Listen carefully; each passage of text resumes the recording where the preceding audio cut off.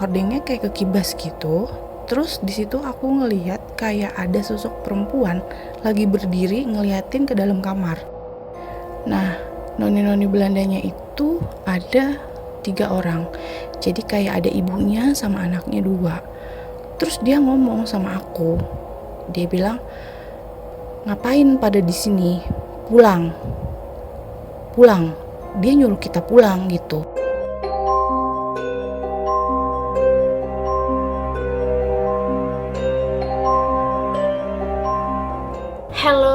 Hello, it's me Gusti Gina di channel Gina Samsudin. Dan guys, kalian sedang ada di segmen Alkisah Netizen, yang mana aku bakal menceritakan kembali atau kita sama-sama mendengarkan cerita-cerita misteri atau cerita horor dari netizen yang biasanya nge-DM aku di Instagram. Kalian yang ingin bercerita horor silahkan DM aku di Instagram @gustigina, dan langsung aja DM aku, nanti aku bakal balas, dan cerita kamu yang menarik akan aku bikinkan videonya. Cerita kali ini diceritakan oleh seorang perempuan yang sekarang sudah berumah tangga, tapi cerita ini terjadi pada tahun 2008 dan dia minta disamarkan namanya, jadi kita sebut saja namanya siapa ya? Nisa. So, kita dengarkan sama-sama cerita dari Nisa. Jadi ini kejadiannya di tahun 2008. Waktu aku masih kerja di salah satu swalayan di daerah Jakarta. Jadi ceritanya itu kita mau touring ke rumah salah satu teman kita di daerah Cipanas, sebut aja namanya Ari. Dia punya rumah di sana, sudah lama nggak ditempatin karena seluruh keluarganya udah pindah ke Jakarta semua. Jadi di sana itu kosong. Jadi kalau liburan aja baru keluarganya pada kesana gitu. Kita berangkat itu ber-18 orang, perempuannya aku sama teman aku aja. Kita berangkat dari sini hari Kamis jam 9 malam karena Jumatnya kita kan off day gitu, jadi kita off bareng. Kita berangkat jam 9, kita janjian di depan pom bensin lah, salah satu pom bensin, karena ada teman kita yang pulang dulu gitu kan, karena masuk pagi dia pulang dulu, jadi kita janjian.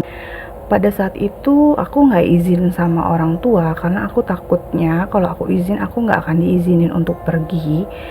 Jadi aku bohong sama ibuku, aku bilang aku nginep di rumah Puput karena besoknya aku harus kerja gitu. Jadi aku nggak bilang mau pergi touring gitu karena ibuku pasti ngelarang banget aku pergi touring kayak gitu. Singkat cerita, kita udah pada kumpul nih, semua udah lengkap. Kita berangkat dari sini jam 9 lewat. Kita jalan santai. Aku diboncengin sama teman aku naik motor yang namanya Bayu, karena kebetulan dia kosong kan. Jadi aku nebeng sama dia gitu. Terus kita jalan santai, konvoy gitu sampai jam 11 malam itu kita sampai di Pasar Cipanas. Nah, di Pasar Cipanas itu kita berhenti dulu di depan Indomaret karena kita mau beli cemilan, mau beli aqua, segala macam lah perlengkapan buat di sana gitu. Nah, setelah kita selesai belanja-belanja, beli makanan, beli cemilan segala macam, kita lanjut lagi perjalanan. Dari Cipanas itu agak lumayan jauh. Pokoknya kita sampai sana itu hampir 1:30 malam. Nah, di tengah perjalanan aku iseng videoin perjalanan itu gitu kan. Aku pegang kamera, aku videoin teman-teman aku yang ada di depan sama yang di belakang gitu kan. Nah, kebetulan aku ini orangnya emang sensitif, tapi aku nggak punya indera keenam, cuman aku sensitif sama hal-hal yang seperti itu gitu. Nah, setelah perjalanan itu ngelewatin pohon-pohon besar, aku iseng lihat ke sebelah kanan. Ada pohon besar, aku nengok, aku lihat ke atas gitu kan sambil perjalanan motor karena kita jalan santai. Aku di situ kaget karena aku ngeliat perempuan kayak nenek-nenek, rambutnya panjang, terus mukanya pucat. Dia ngeliatin kita gitu, ngeliatin kita pada jalan gitu, konvoy rame-rame. Singkat cerita, kita tuh udah sampai di rumahnya Ari. Nah, Ari bilang tunggu dulu ya, aku mau minta kunci dulu nih ke Mang Ujang karena rumahnya itu kan udah lama kosong, jadi kuncinya tuh dititipin sama Mang Ujang gitu. Jadi dia ambil dulu ke rumah Mang Ujang untuk buka kunci rumah sama kunci pagar. Nah, sambil nungguin Ari ambil kunci, biasalah kita bercanda-bercanda gitu kan, makan-makan cemilan gitu. Nggak lama kemudian Ari datang, masuklah kita gitu. Setelah teman-teman aku masukin motor ke dalam halaman gitu kan, kita biasalah assalamualaikum gitu, karena kita datang ke tempat baru gitu kan. Ya udah, setelah pintunya dibuka, lampunya dinyalain, terus aku tuh kebelet pipis. Aku bilang, Ari, gue mau pipis, gue bilang gitu. Ya udah Rin, pipis aja, itu kamar mandinya sebelah sana gitu. Rumahnya itu 2 lantai, jadi kamar mandi itu ada di bawah. Kamar itu cuman ada 2 di lantai bawah semua, jadi lantai atas itu nggak ada kamar, jadi dia los gitu sampai ke balkon gitu. Nah udah tuh aku ceritanya masuk ke kamar mandi gitu kan untuk pipis. Ternyata pas aku mau pipis nggak ada air gitu. Terus aku bilang dong, Ari, kok nggak ada air sih? Aku bilang gitu kan. Terus kata Ari, masa sih? Kata dia gitu. Iya nggak ada air. Coba deh aku tanya Pak Ujang dulu ya. Kenapa kok bisa nggak ada air? Dia bilang gitu. Terus Pak Ujang bilang, iya emang sanyonya nggak ada. Jadi kemarin itu habis ada yang curi lah, karena mungkin rumah kosong gitu, jadi ada orang iseng masuk ke dalam rumah, dia curi sanyo gitu. Terus aku bilang, terus gue pipisnya gimana Ri gitu kan, mau ke rumah Mang Ujang. Aku pikir kan, udah malam, udah jam 1 lewat, terus gimana ya, aku bilang gitu. Terus temanku bilang, si Puput, udahlah pakai air aqua aja, kan kita banyak bawa aqua tuh, kata dia gitu. Nanti lu siram aja yang bersih gitu, sama aja kan gitu, daripada harus ke rumah Mang Ujang udah malam nggak enak sama istrinya gitu kan. Terus aku pikir, oh ya udahlah pakai aqua aja gitu. Ya udah aku pipis tuh. Terus ternyata pas aku udah di dalam toilet, aku itu haid.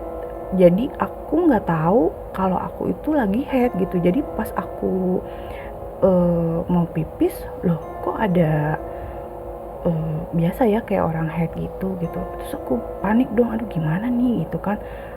Ya udahlah, terus ya udah aku pipis aja gitu, aku siram gitu, biasalah. Udah selesai, aku keluar lagi. Nah setelah itu teman-teman aku yang cowok-cowok itu nyiapin makan, nyiapin bakar untuk kita makan lah. Kita bakar ayam gitu, biasa setelah kita bakar jagung sambil nyanyi segala macem gitu kan. Nah setelah makan aku mutusin buat istirahat sama Puput gitu. Terus Ari bilang, cewek-cewek tidurnya di kamar aja ya, terserah mau kamar yang mana, mau kamar yang sebelah sini deket toilet atau satu lagi di sebelah kanan pojok, ada kamar di sebelah kanan pojok. Terus aku bilang, ya udah Ri, di sini aja, aku bilang gitu kan. Udah tuh aku masuk sama Puput kamar berdua. Nah jadi aku pilih kamar yang deket toilet karena aku pikir kalau tiba-tiba nanti aku kebelet pipis, aku deket gitu, jadi tinggal buka pintu, sampingnya tuh toilet gitu. Nah pas aku masuk ke dalam kamar itu, pas dibuka pintunya sama Puput, aku udah gak enak banget, ngerasanya udah gak nyaman banget ngelihat kamar itu. Terus masuklah aku ke dalam kamar itu, nggak tahu kenapa perasaan aku tuh kayak nggak nyaman aja ada di dalam kamar itu. Tiba-tiba tuh kepala aku pusing gitu, berat, terus dada aku tuh agak sesak. Terus aku ngomong sama Put, kok kepala gue pusing ya Put, gue bilang gitu. Terus kata Puput, itu mungkin karena lo lagi head kali, lo kan hari pertama, jadi mungkin lo pusing, kecapean juga kan, kita habis jalan. Terus aku pikir, oh iya juga kali ya, mungkin karena faktor itu. Ya udahlah, aku ngerebahin badan aku di kasur itu gitu kan. Terus setelah aku rebahan, aku tuh nggak tidur, jadi kayak cuman lemesin kaki lah karena kita habis jalan jauh. Jadi pas aku lagi rebahan, sebenarnya aku belum tidur, cuman kayak rebahan aja lah, ngelurusin kaki. Di sebelah di sebelah tempat tidur itu ada jendela. Nah ada jendela, hordengnya tuh tipis gitu. Terus nggak tahu tiba-tiba ada angin dari mana, hordengnya kayak kekibas gitu. Terus di situ aku ngelihat kayak ada sosok perempuan lagi berdiri ngeliatin ke dalam kamar. Terus sontak aku kaget dong, aduh itu apa, aku bilang gitu. Tapi aku nggak ngomong sama Puput. Kalau aku ngomong sama Puput takutnya dia takut kan gitu, jadi aku diem aja. Cuman di situ aku udah makin nggak enak banget, udah makin nggak karu-karuan rasanya gitu kan. Terus aku ngomong sama Puput, Put kita keluar yuk, kita gabung sama yang cowok-cowok yuk. Karena kan cowok-cowok belum ada yang tidur kan, masih pada bergadang, masih pada nyanyi-nyanyi segala macem. Terus aku keluar, aku ngomong sama Ari, Ri belum pada tidur? Belum kali, sebentar lagi gitu kan. Terus aku bilang, Ri yang cowok-cowok tidur di mana? Tidur di atas Rin, kita gelaran kasur gitu. Jadi ada kasur kan, kayak kasur matras dijejer-jejerin gitu panjang.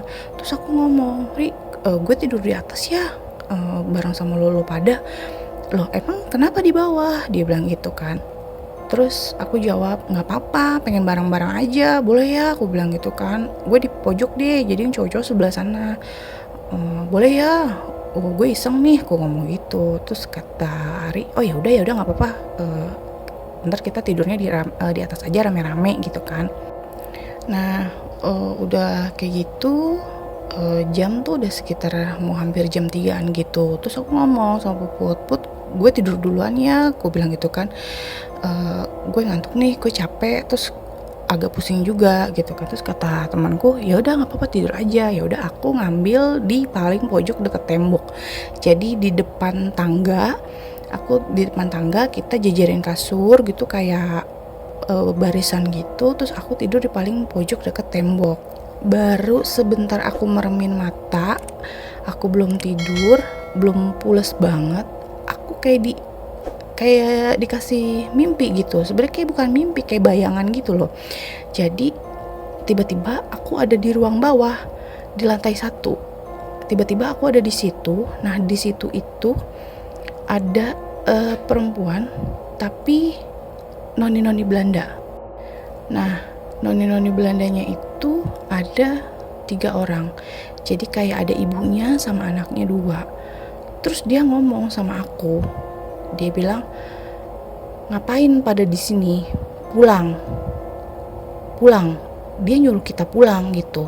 Terus aku kaget dong. Nah, aku berusaha bangun, tapi aku nggak bisa bangun. Jadi jatuhnya kayak ketindihan gitulah. Aku berusaha bangun, aku nggak bisa bangun. Aku baca-baca, alhamdulillahnya aku bisa bangun gitu. Akhirnya aku bangun, kaget gitu kan. Terus pas aku bangun, aku kaget gitu kan. Terus Puput nanya, kenapa bangun? Tadi katanya lo mau tidur. Terus aku bilang, ih gue ngimpi, aku bilang gitu kan. Ada perempuan di bawah gitu. Terus aku lihat mimik mukanya Ari, mukanya udah kayak gak enak gitu. Sepertinya dia tahu sesuatu gitu. Terus gue takut, udah gak ada apa-apaan, udah tidur aja lagi gitu. Nah udah gitu Ari coba nenangin aku gitu. Aku yang panik, ketakutan gitu kan. Terus pas Ari lagi nenangin aku, gak tahu tiba-tiba katanya aku gak sadar, aku kesurupan. Tiba-tiba aku nangis, aku ngegerung-gerung, gak jelas kenapa. Sampai teman-teman aku yang di bawah itu lari semua ke atas. Kenapa gitu kan. Terus di situ aku ngomong, tapi katanya ngomongnya tuh nggak jelas. Teman-teman aku nggak ada yang ngerti gitu. Jadi aku ngomong kayak pakai bahasa Belanda gitu. Nah, Ari panik dong. Ari teleponin Mang Ujang gitu untuk minta pertolongan gitu karena teman-teman aku nggak ada yang ngerti gitu kan, ini kenapa gitu kan, aku kenapa kok tiba-tiba aku nangis. Terus aku ngomong Belanda kayak marah gitu, mata aku melotot. Menurut mereka seperti itu yang lihat. Nah setelah itu nggak lama itu Mang Ujang itu datang terus dia kayak ngomong gitu, katanya sih dia ngomong, jadi dia berinteraksi sama aku, ngomong pakai bahasa Belanda itu. Dia bilang, aku nggak ngerti ngomongnya apa. Terus tiba-tiba aku sadar, nggak lama itu azan subuh gitu kan. Terus setelah azan subuh udah mulai reda. Terus aku nanya sama Ari, ada apa sih Rik? Aku bilang itu apaan? Aku ngomong gitu kan. Enggak kok, bukan apa-apa, udah tenang aja, dia bilang gitu kan. Udahlah, dari situ aku baru bisa tidur. Aku tidur, bangun-bangun itu jam 10 pagi. jam 10 pagi kita baru pada bangun karena semalam itu nggak ada yang tidur kan gara-gara insiden kejadian aku kesurupan itu gitu. Nah besokannya jam 10 udah pada bangun, terus kita pada sarapan.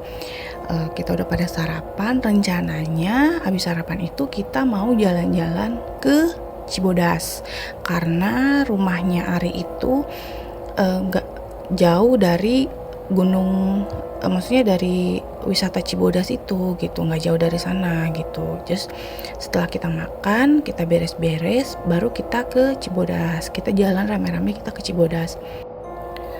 Setelah itu, setelah kita sampai di Cibodas, nggak terjadi apa-apa, biasa aja, semua berjalan dengan lancar. Kita foto-foto, kita mandi di air terjun, segala macam. Cuman emang aku agak lebih lesu ya, karena habis kejadian semalam kayaknya energiku terkuras banget. Setelah kita puas foto-foto, kita mandi, kita berberes. Sampai rumah Ari lagi itu sekitar jam 2 siang. Nah setelah jam 2 siang kita istirahat sebentar, rencananya kita mau langsung pulang ke Jakarta karena kita besoknya kan mau kerja lagi kan hari Sabtunya gitu kan. Terus kita beres-beres nih, kita segala macam rapi-rapi gitu kan. Dan setelah kita beres-beres bebenah itu sekitar jam 4 lewat, jam 4 sore.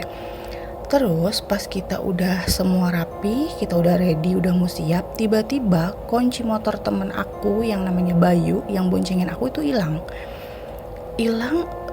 Padahal dia inget banget, dia bilang dia taruh di meja, tapi kita cari kemana-mana itu kunci nggak ada. Dan setelah kita cari-cari sekian lama sampai sekitar jam 5:30 mau maghrib itu kunci baru ketemu gitu kan. Akhirnya kita bergegas lah, udah ketemu, ayo kita turun ke bawah semua. Ya udah kita turun ke bawah. Nah motornya itu kan berjejer ya, berderet gitu kan. Nah berjejer. Nah teman aku mau masukin kunci motor, teman aku yang lainnya mau masukin kunci motor, ternyata dia nggak tahu kenapa tiba-tiba motornya rubuh. Motor dia rubuh, terus jadi merembet nibanin motor yang lain, brek gitu. Jadi semua motor itu jatuh gitu. Dan yang lebih apesnya lagi, motornya Bayu setangnya setang remnya itu patah gitu. Jadi cuman setengah gitu. Terus panik dong kita, gimana bisa apa enggak dengan rem setengah kayak gitu, karena pasti jalanan macet gitu kan, namanya weekend gitu, kita takutnya di jalan kenapa-napa gitu. Terus teman aku yang laki-laki ada yang nyeletuk, wah kayaknya kita nggak diizinin buat pulang nih gitu kan. Terus aku bilang, Hus jangan sembarangan ngomong, nggak ada apa-apa, ayo kita pulang, aku bilang gitu. Terus Ari bilang, ya udah pelan-pelan aja bawa motornya, nanti kita cari bengkel aja di jalan buat benerin stang motor lo itu, kata dia gitu kan. Ya udah kita jalan lah pelan-pelan, aku tetap diboncengin sama Bayu. Nah setelah itu kita kan balik lagi ke jalanan tempat jalan kita kemarin kan, yang ngelewatin pohon besar itu. Nah kita pas di pohon besar itu pas banget azan maghrib, karena kita dari rumah Ari itu udah jam 5:30 kan gitu. Nah pas ngelewatin pohon besar itu pas banget azan maghrib gitu. Aku nggak berani tengok sana tengok sini, aku cuman nunduk aja karena aku takut ngelihat apa yang aku lihat semalam gitu kan. Singkat cerita perjalanan lancar, nggak ada apa-apa, motor juga udah sempat dibenerin di bengkel. Nah kita sempat istirahat sebentar di salah satu pom bensin lagi gitu kan, untuk isi bensin gitu kan. Nah di pom bensin itu kita rembukan mau pada langsung pulang ke rumah masing-masing atau gimana gitu kan. Nah sebagian teman-teman aku itu mutusin untuk langsung pulang. Nah karena tas aku ada di rumah Puput, jadi aku mutusin untuk ke rumah Puput dulu, baru nanti Bayu anterin aku pulang gitu kan. Nah singkat cerita, kita tuh sampai di rumahnya Puput. Jadi Puput sama Ari, aku diboncengin sama Bayu. Pas kita udah sampai rumah Puput, kita duduk-duduk dulu, terus mamanya Puput bikinin kita minum.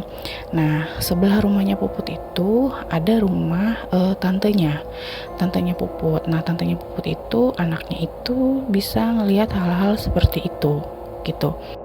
Nah, terus tiba-tiba tantenya Puput itu manggil, "Put, sini deh bentar," dia bilang gitu.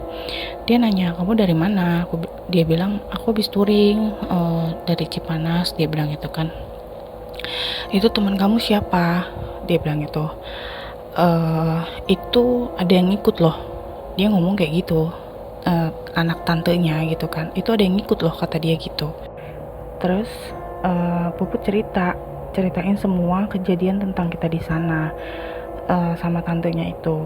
Terus akhirnya sama anak tantenya itu aku dipanggil. Dia bilang, "Kenapa? Ada kejadian apa?" Ya udah aku cerita bla bla segala macem kejadian di sana. Terus dia bilang, "Ya udah dibersihin dulu ya," dia bilang gitu. Aku nurut aja tuh karena aku pikir takut juga kan kalau nanti sampai ikut ke rumah aku gitu. Makanya aku waktu ditawarin buat dibersihin, aku mau-mau aja, dia bilang gitu. Ternyata pas lagi proses pembersihan gitu, maksudnya badan aku dibersihin, tiba-tiba aku kemasukan lagi sama yang noni-noni Belanda.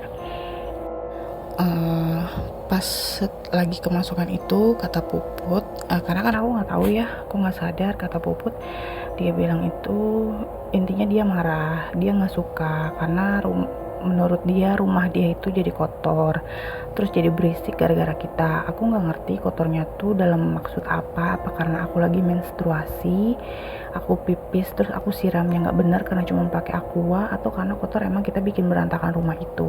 Pokoknya dia intinya nggak suka lah gitu sama kedatangan kita gitu.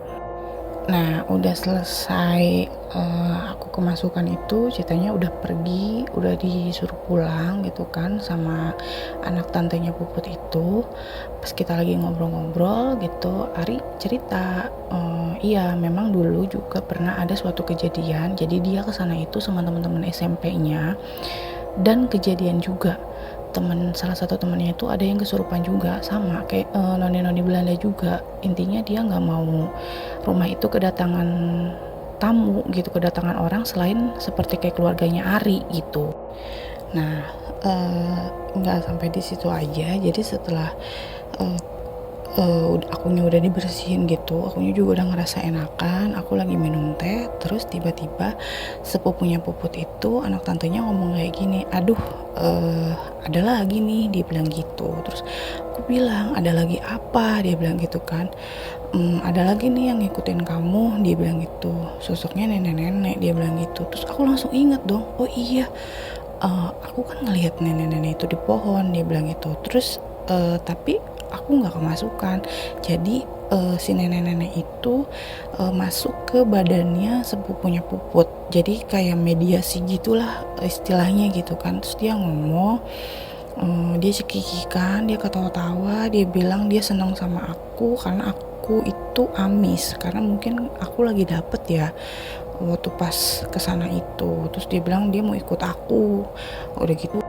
Tapi akhirnya makhluk itu, sosok nenek-nenek itu diusir sama omnya Puput supaya nggak ngikutin aku lagi gitu. Setelah itu semuanya udah beres, terus aku dianterin pulang sama Ari, sama Puput, sama Bayu. Terus akhirnya teman-teman aku bilang ke ibu aku jujur karena aku udah bohong gitu kan, aku nggak izin dulu kemarin. Jadi sebenarnya intinya tuh aku kualat karena nggak izin sama orang tua gitu.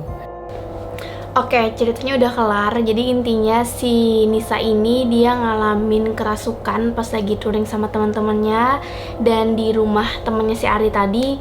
Menurut Nisa dia itu kualat karena juga selain itu dia kan lagi haid ya. Kalau cewek lagi haid itu kan kayak bau amis ya, kan darah yang keluar. Nah, kemungkinan besar tuh kayak hantu-hantu tuh, jin-jin tuh kayak lebih mudah gitu loh gangguin kita. Selain itu yang bikin serem itu adalah part kerasukan noni Belanda itu kayak bener-bener gimana ya, nggak bisa ngebayangin dong sampai dia bisa bicara bahasa Belanda. Wow. Thank you Nisa udah mau cerita pengalaman horornya ke kita. Semoga pengalaman horor Nisa ini bisa menjadi pelajaran bagi kita kalau misalnya mau jalan keluar, terutama ya yang masih kecil atau masih remaja yang masih tinggal sama orang tuanya. Kalau jalan jangan lupa izin dulu sama orang tua. Paling nggak bilang gitu kalian kemana. Jadi kalau misalnya terjadi hal-hal yang tidak diinginkan, orang tua itu tahu kalian di mana dan kenapa. Thank you for watching. Jangan lupa untuk subscribe dan juga nyalakan loncengnya. Aku Gusti Gina. Bye!